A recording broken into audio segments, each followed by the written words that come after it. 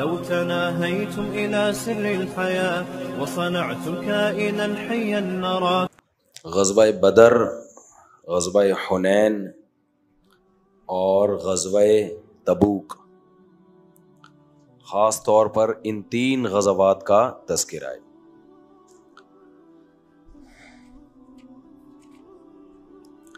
غزوہ بدر میں کیا ہوا؟ کیونکہ مسلمان 313 تھے اور جو مسلمانوں کے مقابلے میں دشمن تھا وہ 1000 تھے، اور مسلمانوں کا لڑنے کا پروگرام بھی نہیں تھا، وہ تو ایک لشکر جا رہا تھا تجارتی، اس پر شب خون مارنے کے لیے نکلے تھے وہ، تو زیادہ ساز و سامان بھی نہیں تھا، اس تیاری کے ساتھ ہی نہیں آئے تھے۔ لیکن ہوا یہ کہ ابو سفیان نے اطلاع دلوا دی، ابو سفیان کو اطلاع ملی کہ ایسے تجارتی لشکر آ رہا ہے، تو یہ 313 لوگ ہیں، تو اب ہم گھیر کے ان کو قتل کر دیتے ہیں۔ اب میرے ذہن سے نکل گیا ابو سفیان لشکر وہ جو تجارتی قافلے کے امیر تھے یا وہ مکہ میں تھے، کسی کے ذہن میں ہو تو بھی میں نے ریکارڈ بھی کروایا لیکن دماغ سے نکل گیا۔ خیر چلو، تو اب ہوا یہ کہ ادھر سے ابو جہل نے لشکر تیار کر کے بدر کے مقام پہ بھیج دیا۔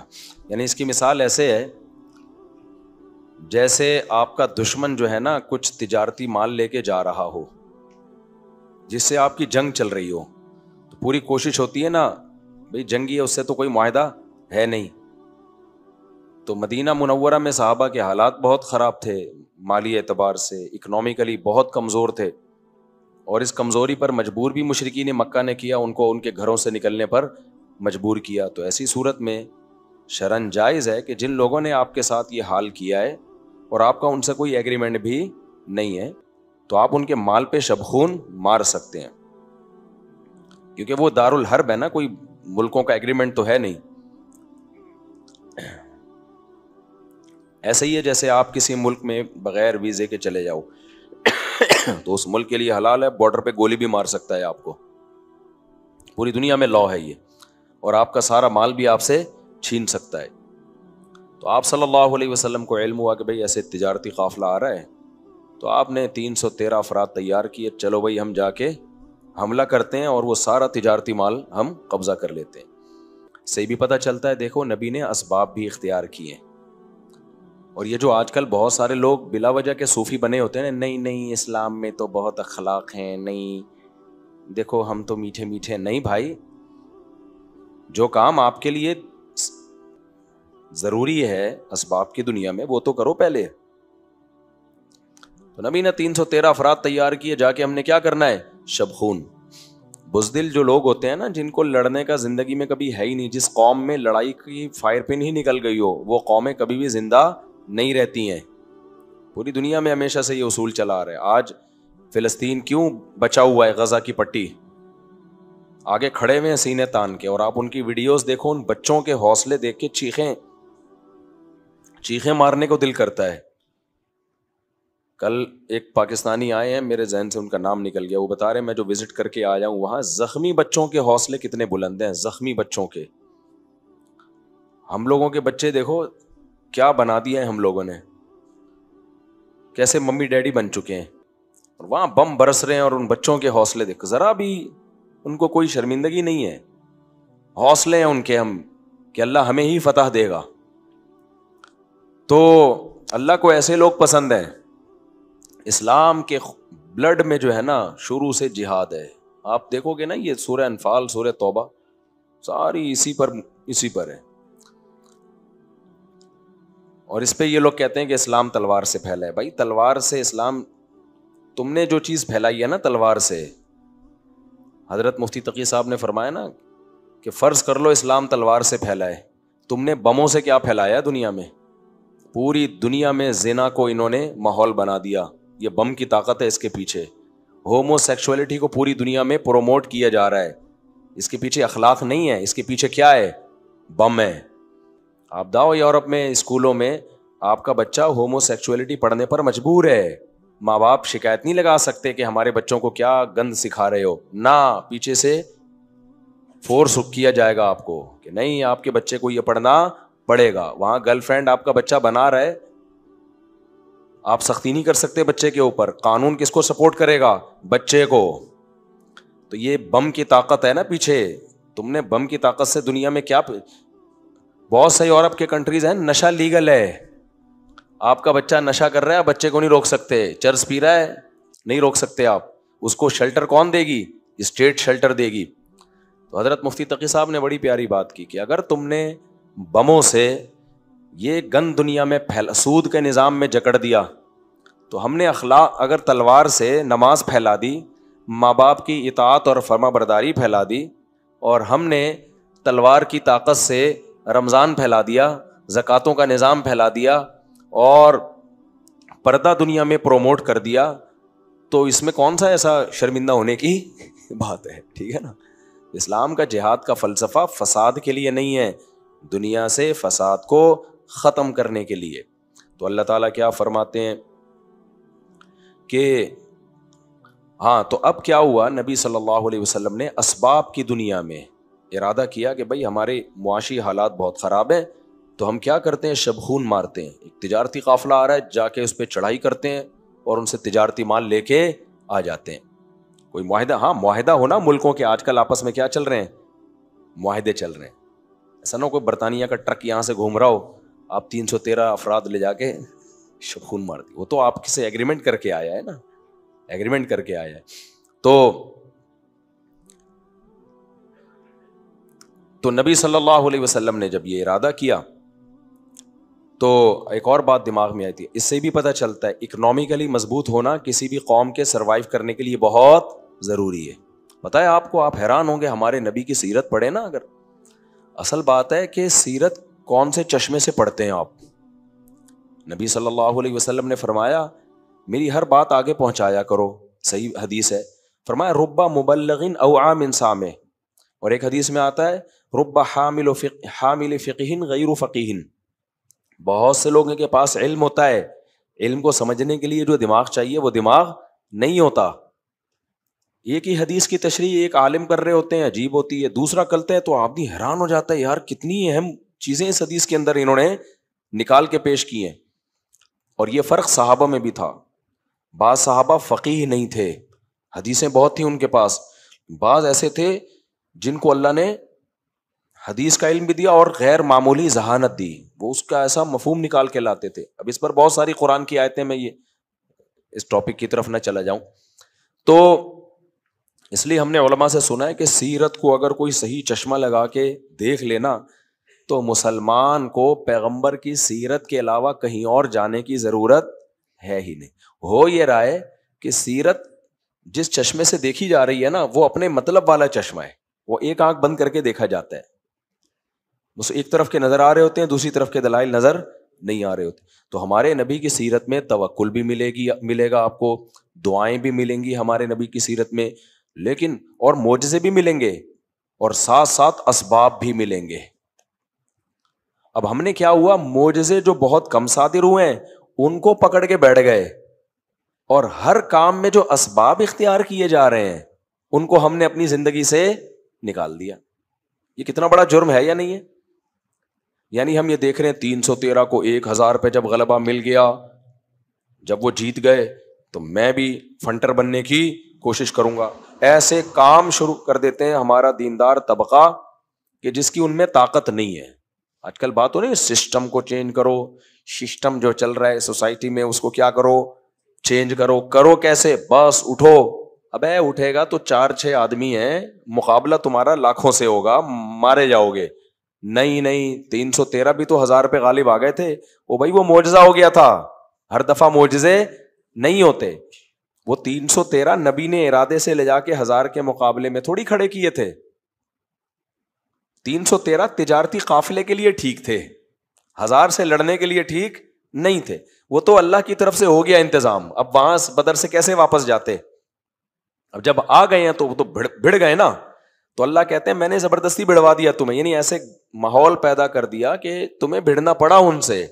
کیوں؟ میں چاہتا تھا کہ اس جنگ میں تمہیں فتح دوں اور یوم الفرقان قرار دے دوں اس دن گھر کو. صاف پتہ چل جائے گا کہ اللہ ان کے ساتھ نہیں ہے, اللہ کس کے ساتھ ہے؟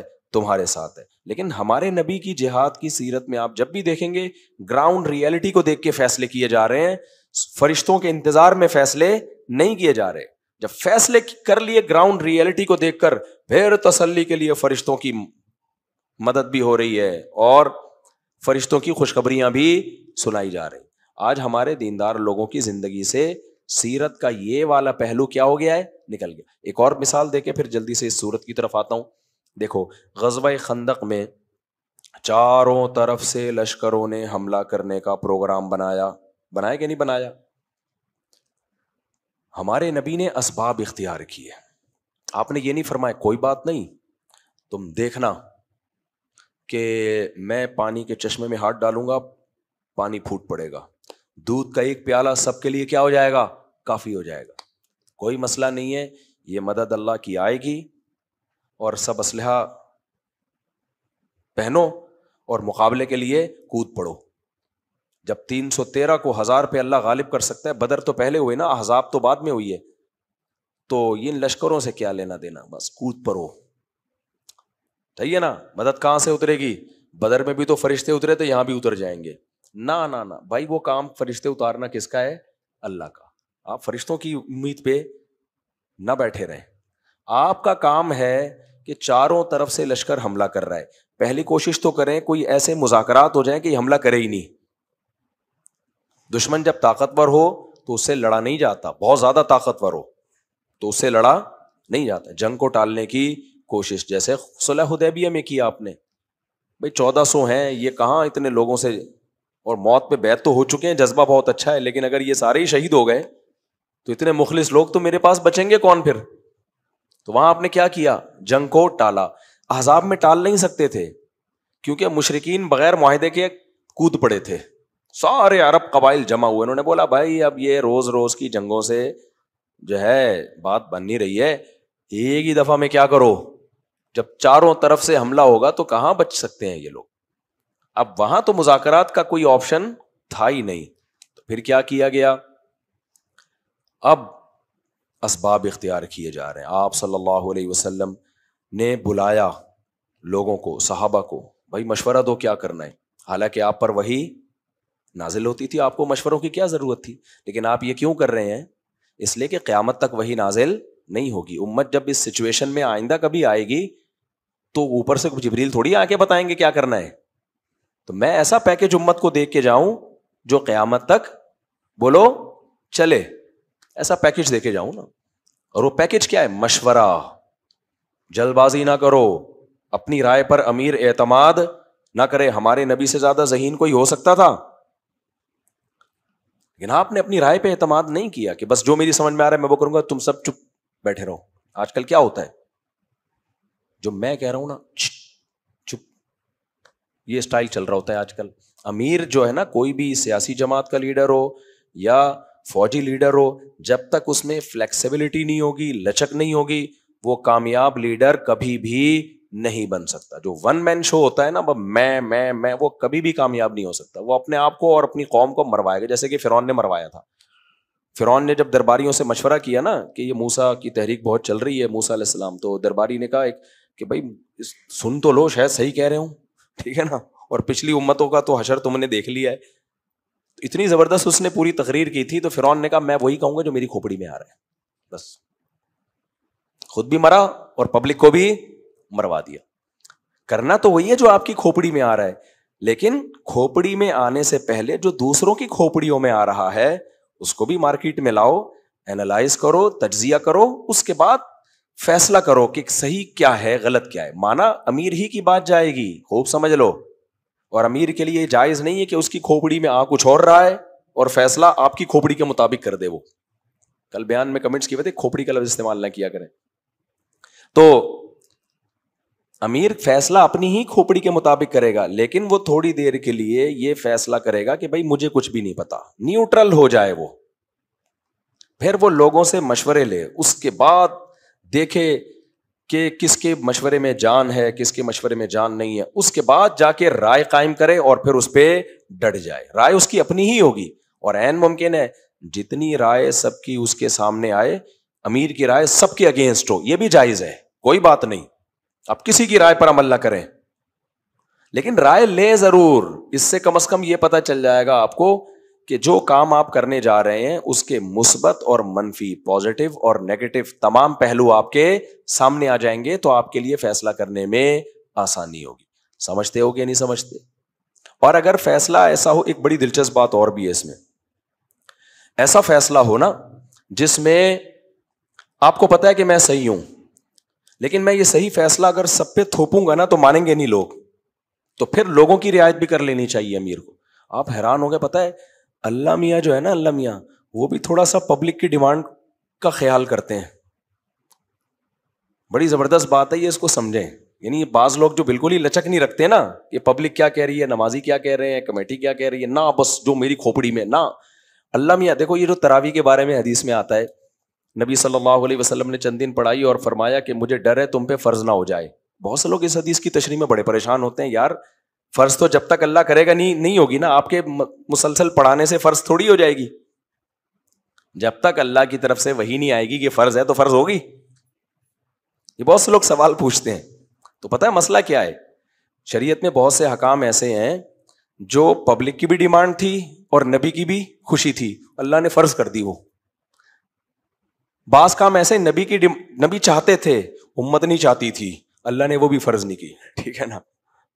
جیسے نبی نے فرمایا کہ میں چاہتا ہوں کہ لوگ عشاء کی نماز 1/3 رات تک مؤخر کریں، لیکن آپ نے دیکھا کہ صحابہ کی چاہت یہ نہیں ہے. وہ نیند سے نا مسجد میں جھوم رہے ہوتے تھے.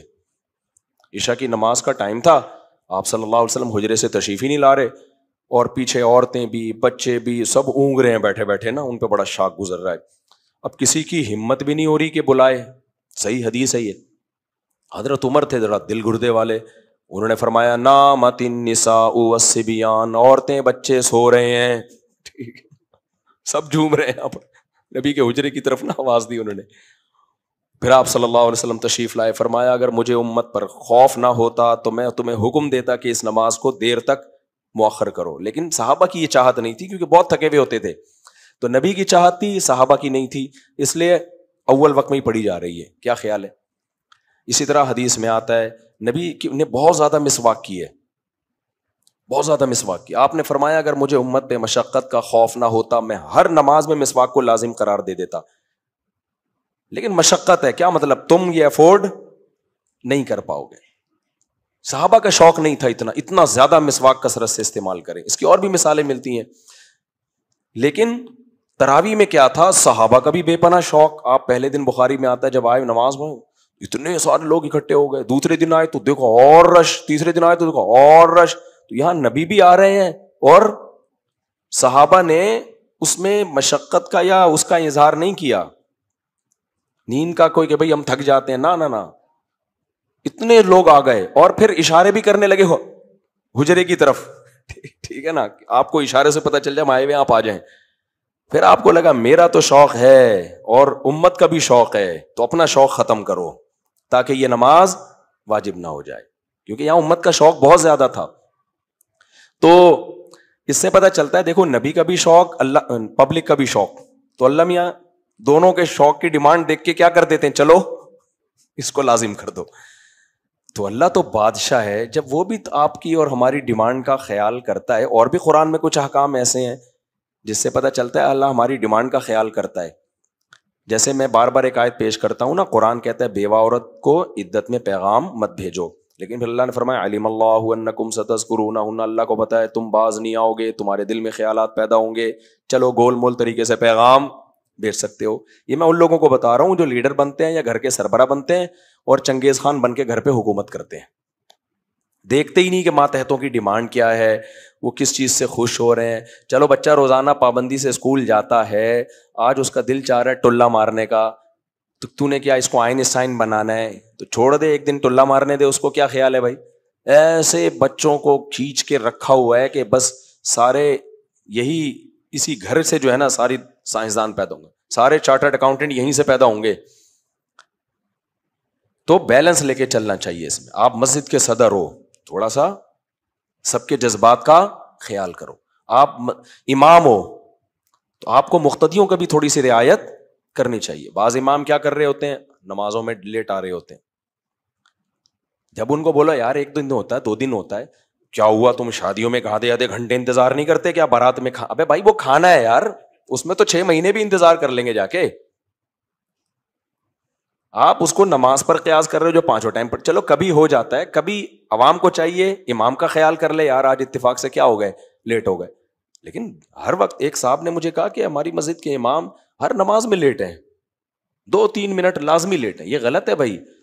تو پبلک کا خیال کر لو تھوڑا سا یار. بعض چیزیں صحیح جو ہے نا, بعض چیزیں تو ہوتی ہی غلط ہیں اور بعض صحیح ہوتی ہیں, لیکن ماتحتوں کا تھوڑا سا خیال رکھنا پڑتا ہے. تو اب اللہ سے بڑا کون ہوگا؟ اللہ میاں بھی پبلک کی ڈیمانڈ کا کیا کرتے ہیں, تھوڑا خیال کر رہے ہوتے ہیں کہ چل بھائی جانے دے. ٹھیک ہے, اور بھی مثالیں اس کی. خیر, ہوا و حرص والا دل بدل دے, میرا غفلت میں ڈوبا دل بدل دے.